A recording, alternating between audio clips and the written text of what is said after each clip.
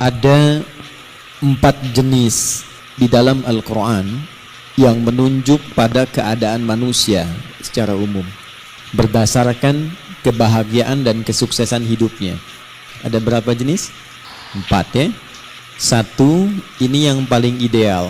Manusia yang mendapatkan kebahagiaan, kesuksesan dunia dan akhirat. Jadi dunianya dia bahagia, sukses, akhiratnya pun dia bahagia dan sukses. Dan umumnya ini yang memang diharapkan oleh setiap insan, sehingga doa-doa yang dipanjatkan pun malam dan siang itu tidak lepas dari 2 permohonan ini. Itu ada di Al-Quran surah kedua Al-Baqarah di ayat 201, paling kanan sebelah bawah di mushaf. Wa minhum may yaqulu rabbana atina fid dunya hasanah wa fil akhirati hasanah wa qina adzabannar. Ini golongan pertama. Dan di antara manusia itu ada yang konsisten memohon kepada Allah agar ia dianugerahi kehidupan dunia yang membahagiakan dan menyukseskan. Jadi ada bahagia saja, ada sukses saja, ada bahagia dan sukses. Ada orang hidupnya sukses, mawaddahnya banyak, tapi belum tentu bahagia, sakinahnya belum tentu diraih. Kaya iya, tapi kekayaan itu tidak membawa ketenangan dalam berkehidupan. Ada yang begitu? Ada. Jadi ibu pilih mana? Kaya tapi gelisah atau miskin tapi tenang? Oke. Nah, kaya dan tenang, sukses dan bahagia. Maka itu yang dimaksud di ayat ini. Ada orang yang konsisten dengan permohonannya.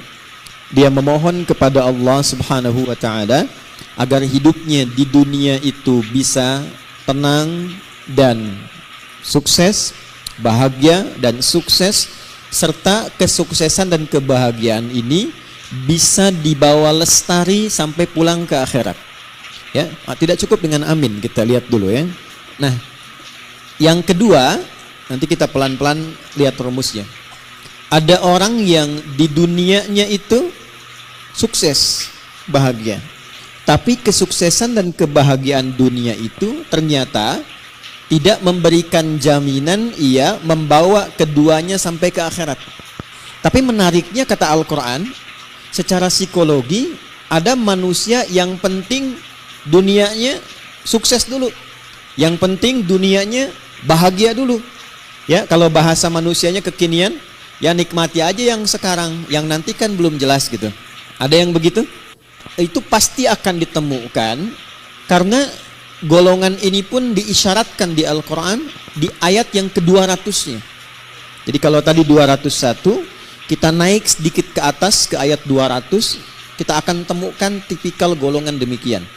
Wa minan nasi may yaqulu rabbana atina fid dunya. Udah, kalau nggak hafal diam aja ya. Hasanahnya nggak ada di situ. Hasanah itu khusus untuk 201 ya.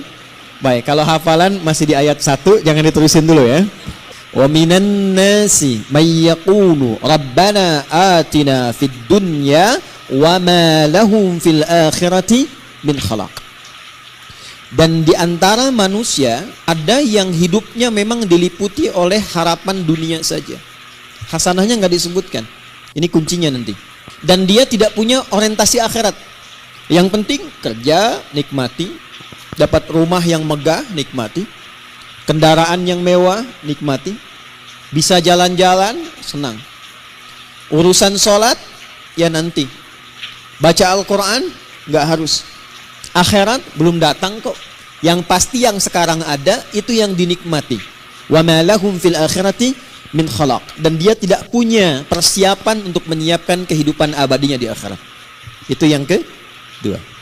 Yang ketiga, ada golongan orang yang memang ngejar akhirat saja. Dunianya tidak terlalu diperdulikan.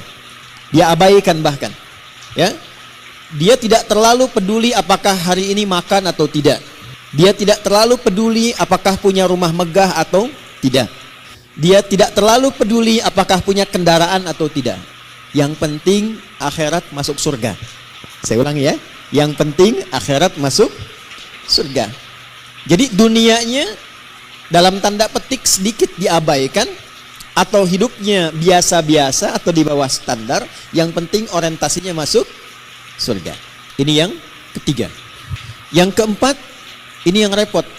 Miskin dunia, fakir akhirat. Jadi dunia sudah nggak dapat, tiap hari pekerjaan tidak jelas, kata-kata tidak terukur, tindakan tidak teratur, perbuatan kadang-kadang juga mohon maaf banyak buruknya. Jadi dunianya tidak jelas, akhiratnya rasa-rasanya tidak mendapatkan harapan karena tidak pernah disiapkan. Maka yang keempat ini kategori miskin dunia, fakir akhirat. Nah, di antara yang keempat ini, 4 bagian ini, kita mesti pastikan setiap hari setidaknya kita berusaha untuk mencapai golongan yang pertama. Dan adilnya Allah itu dibuka kesempatan yang demikian untuk seluruh hambanya tanpa kecuali. Jadi ibu tidak harus berpikir jadi ustadzah kah, ya, atau suaminya jadi kiai kah, jadi pejabat kah, jadi hartawan kah. Semua sepanjang kita menjadi bagian dari hamba Allah, maka terbuka untuk mendapatkan bagian golongan yang pertama. Wa minhum may yaqulu rabbana atina fid dunya. Nah, itu kuncinya.